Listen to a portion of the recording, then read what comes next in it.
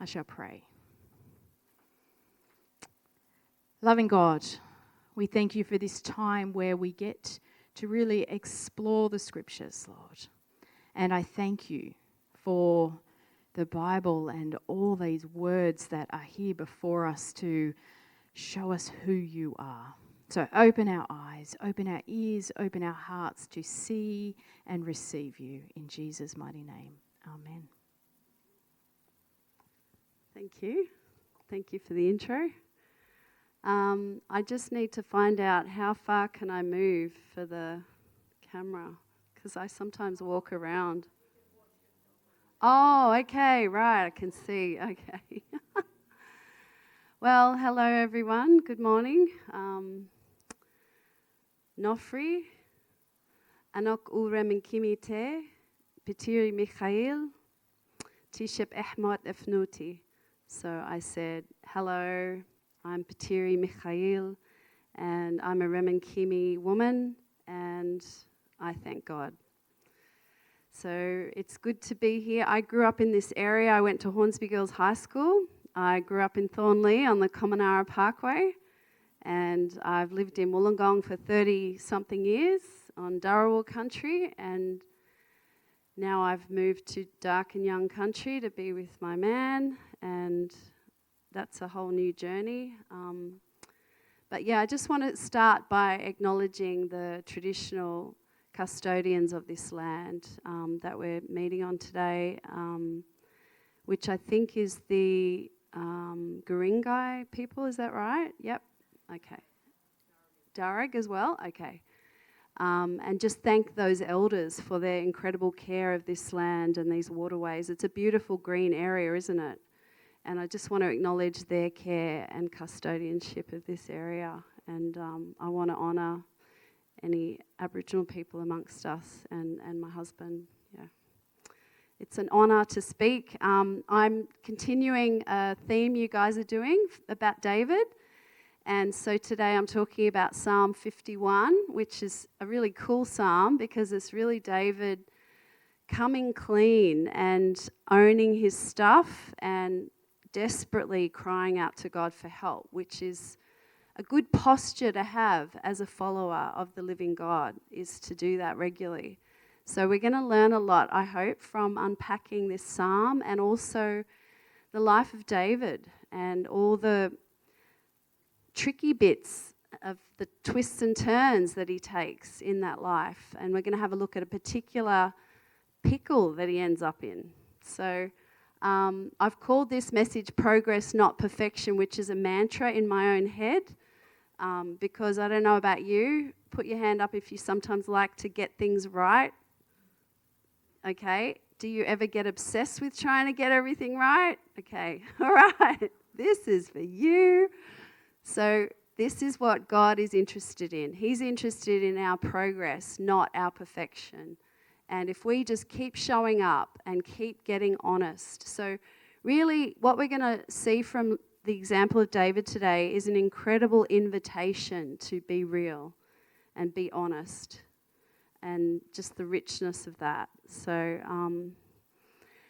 let's start. Oh, that's right. I've got the clicker. I have the power. Do I point it anywhere? It works. Okay, I can't see that, which is a problem because that's all I have to read from. Oh, I disappeared. Okay, so this is Psalm 51. So because I can't see it, is there anyone from you guys who's happy to read it out from the CEV version, which is the version I've chosen today, Contemporary English Version? Oh, great. Do you have a loud voice? Do you want to come up here and do that with the mic for people? Okay, great. This is what happens when you're 54 and you need your glasses and you can't see that. Yeah. You are kind, God. Please have pity on me. You are also always merciful. Please wipe away my sins. Wash me clean for all of my sin and guilt. I know about my sins, and I cannot forget the burden of my guilt. You are really the one I have sinned against. I have disobeyed you and have done wrong. So it is right and fair for you to correct and punish me. I have sinned and done wrong since the day I was born. But you want complete honesty, so teach me true wisdom. Wash me with hyssop until I am clean and whiter than snow, and let me be happy and joyful. You crushed my bones, now let them celebrate. Turn your eyes from my sin and cover my guilt. Create pure thoughts in me and make me faithful again. Oh, another one. Okay. Don't chase me away from you or take your Holy Spirit away from me. Make me as happy as you did when you saved me. Make me want to obey. I will teach sinners your law and they will return to you. Keep me from any deadly sin. Only you can save me. Then I will shout and sing about your power to save. Help me to speak and I will praise you, Lord. Offerings and sacrifices are not what you want. The way to please you is to be truly sorry deep in our hearts. This is the kind of sacrifice you won't refuse. Please be willing, Lord, to help the city of Zion and rebuild its walls. Then you will be pleased with the proper sacrifices, and we will offer bulls on your altar once again. Thank you. So I've just put in capitals some of the main bits I want us to notice. So here's David saying to God, I know about my sins. So he is fully getting what's happened. He's fully in that state of realizing he's looked in the mirror, he's realized what he's done, and he gets it. And then the next bit, since the day I was born, I keep doing wrong. So he not only gets that he's done a big stuff up lately, but that he has this habit, yeah? And then he says, you want complete honesty. So he understands his relationship with God and that that's what God's looking for. That's what matters to God. And he cries out to God, this is a desperate cry. Create pure thoughts in me and make me faithful again. He sees that his only chance is God. And then the next bit, don't chase me away from you or take away your Holy Spirit from me. Make me want to obey. The way to please you is to be truly sorry deep in our hearts. It's interesting because as that was getting read, it's just starting to land for me that I am speaking on the lands I was raised on. And yeah, I'm feeling a bit, that's emotionally hitting me right now. It hadn't hit me till just as we were reading that. So these lands nourished my spirit, and I spent a long time on this country where you guys are, and it's very dear to me, and I hadn't put it together that I'm actually back here speaking on the lands that raised me. So I just want to particularly acknowledge this country and the goodness that it brought into my life and that it held me in good stead. Yeah. Okay, so this is the situation. Here's David. He's a king. He's in his 40s or 50s by this stage. And one day he's standing on like a courtyard or a high place in his building or whatever, and he's looking out over the city and he sees this young woman who's in her 20s. Her name's Bathsheba. And he looks out and she's washing. She's bathing and she's naked. And she's doing her own ritual process to be clean. And he sees her and he becomes consumed with watching this young woman and her body and her beauty. He just becomes captivated. And have you ever had those moments where you start to just zone in on something and it's completely intoxicating and exciting and it has all your attention and everything else doesn't matter suddenly? Have you had moments like that? I have. He's having one of those moments where nothing else matters. This is all that matters to him in this moment. This is what he wants. and he's going to get it. And here she is. She's this stunning, beautiful. It turns out she's a young bride. She's married. And he can't take his eyes off her, Bathsheba. But there's something in his way for getting this woman. Anyone know? Her husband, all right? What are you going to do if you want that woman, but there's a husband? What do you reckon you might come up with, huh? That's right. You know the story. Okay. So the husband's in the way. And who is the husband? His name is Uriah, and he's a Hittite, and he's an incredible, devoted soldier and warrior. He is like loyal. He's the exact kind of soldier and warrior you want in your army. He is just devoted and strong. And he's a good man. The Bible basically paints this picture of Uriah as a very faithful, loyal, good, solid person.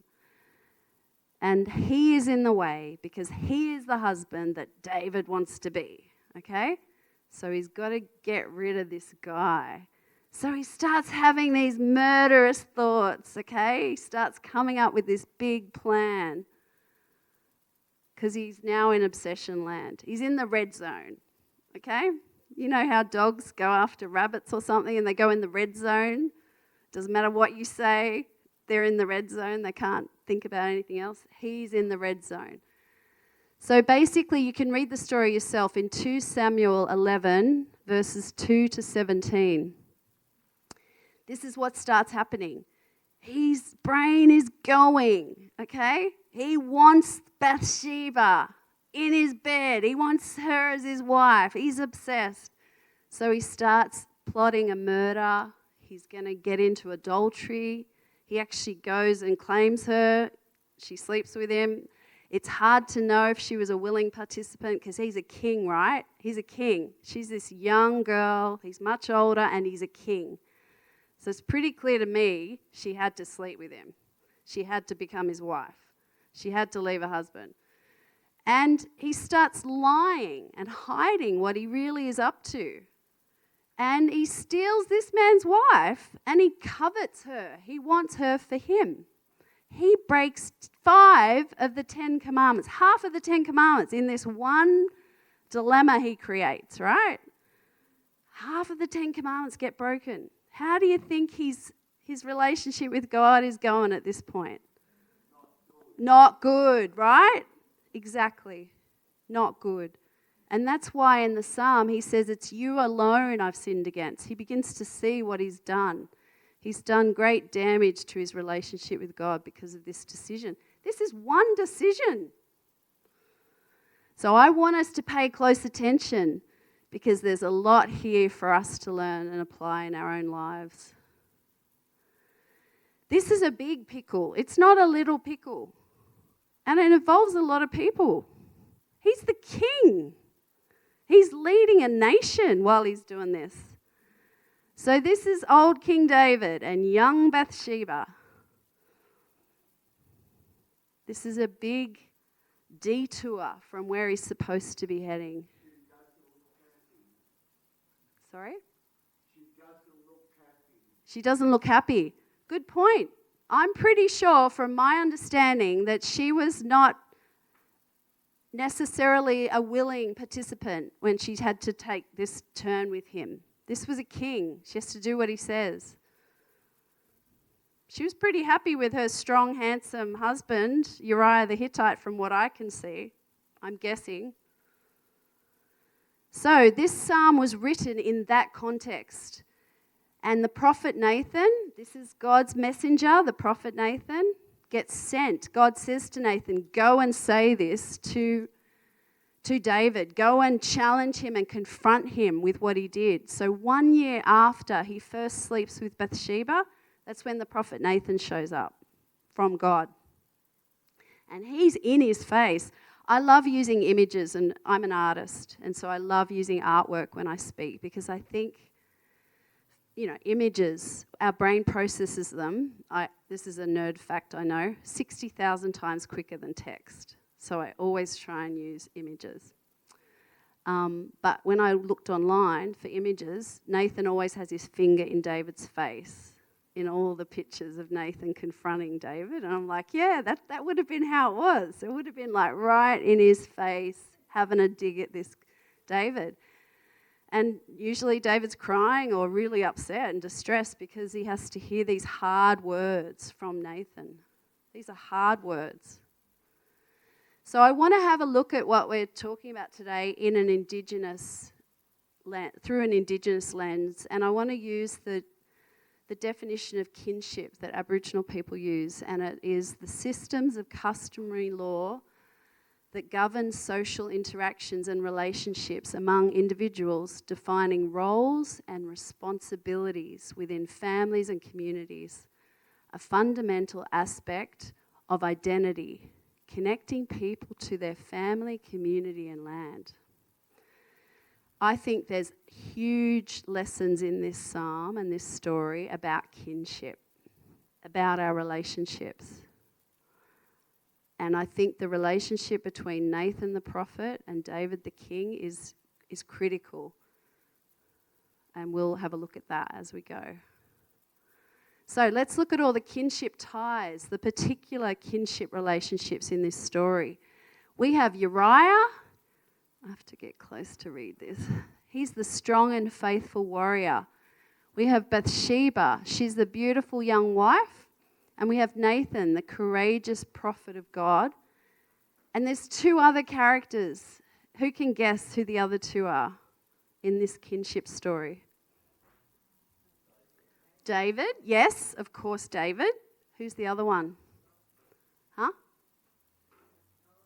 I can't hear you. God. Yes, that's right. They are the other two. So we have 5 key people in this kinship story. So here's David. He's known to be humble. He used to be a shepherd, and he's godly. He's a musician. He's a worshipper. And he's also a warrior and a leader and a king. They're all the good things about David. And there's God. And God is actually the main person in this kinship story. God helps all the other kin relate to each other well. I mean, David doesn't. David gets everyone relating not in a good way, like steals a wife, kills a husband, blah, blah, blah. But God is the one who's going to make good from that. He's going to restore. So as I mentioned, this is a real highlight for me in this story. And as I was preparing, I felt this was part of the story God really wanted to get us to look at a bit, is the relationship between Nathan and King David. Nathan loves David. Nathan loves God and responds to God and goes and speaks to David. But Nathan actually really loves King David. It's not easy to go and confront a king and say hard words and hold up a mirror to a king who doesn't want to hear that stuff. I mean, who does want to hear that stuff? Who wants someone to come and bring a mirror and point out all your stuff you're doing that's not good? I don't want that. That's pretty uncomfortable, yeah? Has anyone had that experience before? Yep, I have too. How did you feel? Dreadful. I just wanted the earth to swallow me up. I was embarrassed. I felt ashamed, humiliated. But you know what? Because it was true, I eventually was able to feel the love in what they did. But it took a bit. Initially, I was defensive and reactive and angry. So this is a really key part of this story, because the only way that King David got to be back on track was through this prophet Nathan coming and confronting him. So this is an interesting verse in 1 Kings 15:5. It said, David had always obeyed the Lord's commands by doing right, except in the case of Uriah. So this is like the big stuff up of his life. And there's Uriah dead from where he positioned him in the war deliberately. And then in Acts 13:22, we see God says, David is a man after my own heart. I mean, that's pretty amazing. So, like, David's a bit of an exemplary guy to us, to be like David. So I want to quickly do a little side detour and have a look at Michelangelo's statue of David that he made, which is one of the world's most famous statues. And it was actually made out of a rejected block of marble. 2 other sculptors were asked to work on this statue, and they gave up. And years later, actually it spent 25 years out in the weather, out the back, on a piece of grass, this piece of marble, big block of marble. It was too expensive to throw away, but it was actually not the best quality marble. Eventually, Michelangelo came along and he said, I'll do it. And he sculpted this incredible, famous sculpture, which is in Florence today. And it's just near perfection. The hands, the detail, the feet, the beauty in the sculpture is incredible.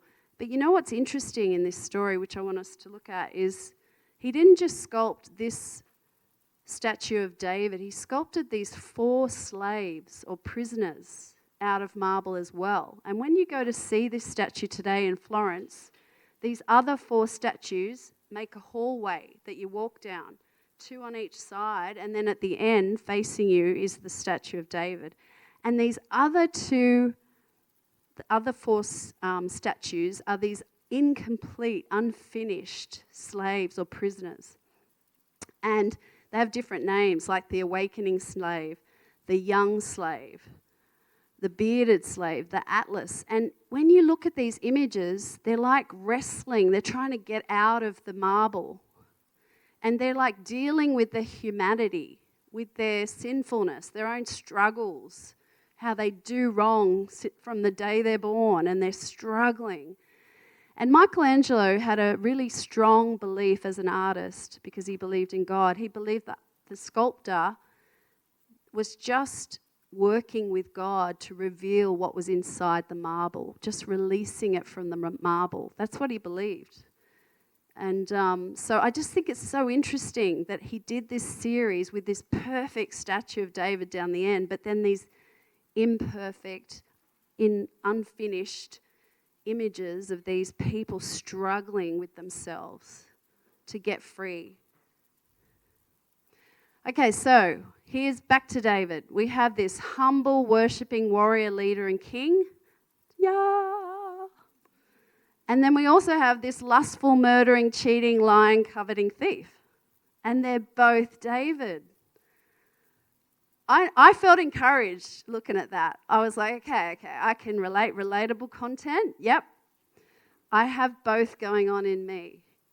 I'm saved and I'm being saved. I'm still wrestling like those statues with, God finishing his work in me, right?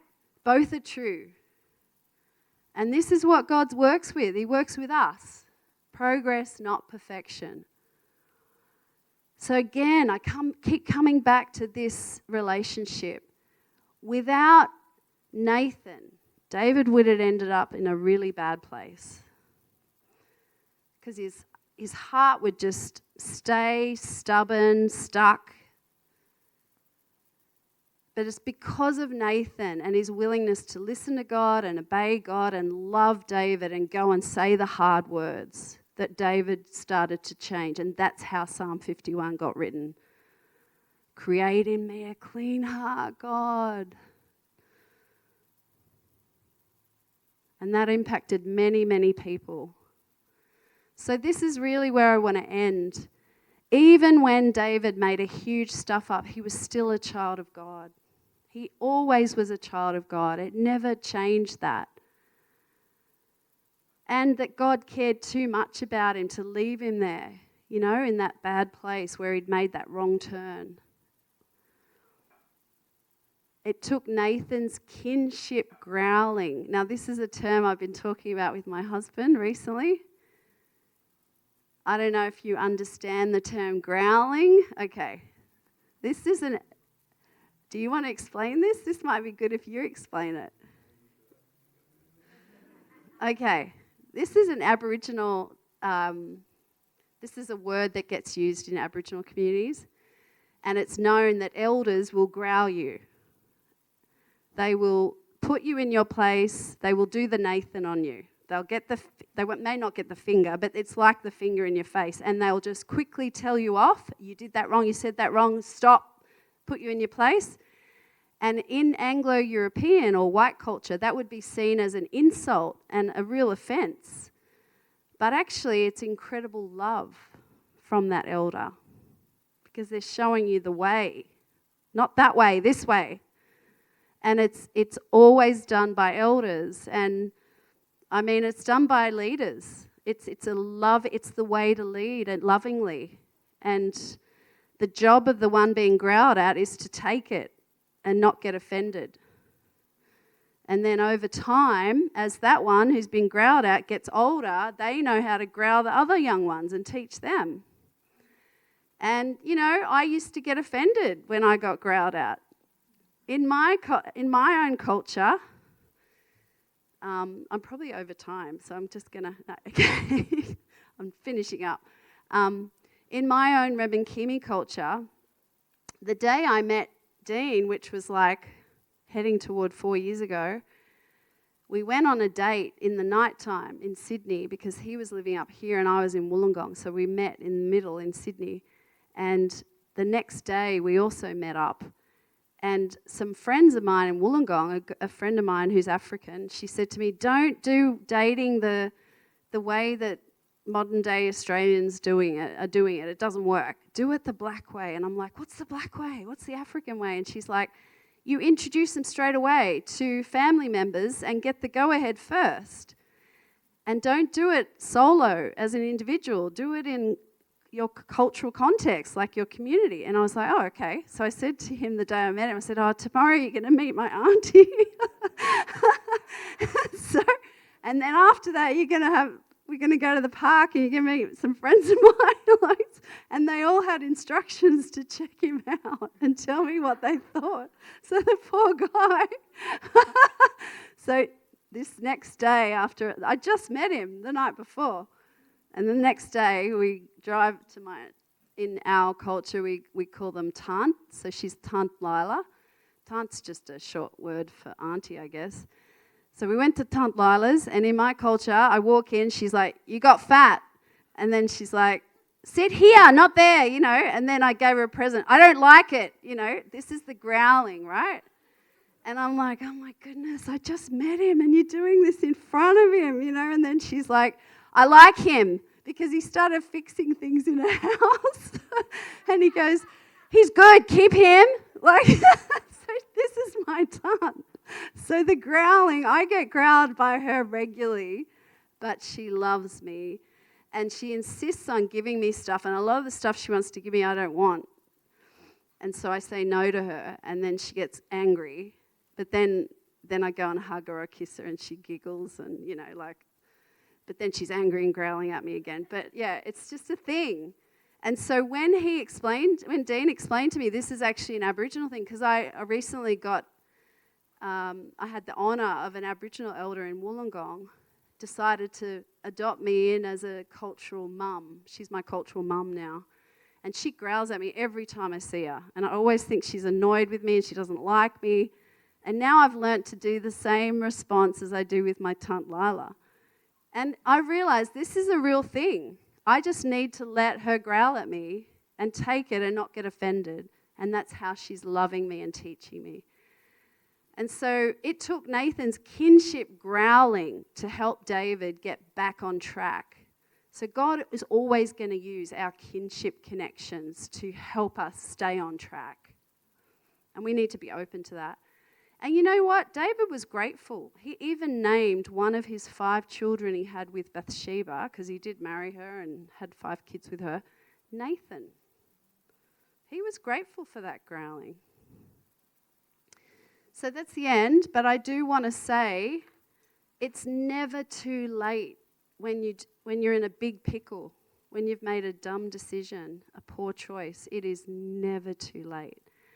And I really want to extend this invitation that David has extended to us to reality, to enter into reality, to get very real with ourselves, with each other, and with God about where we're at.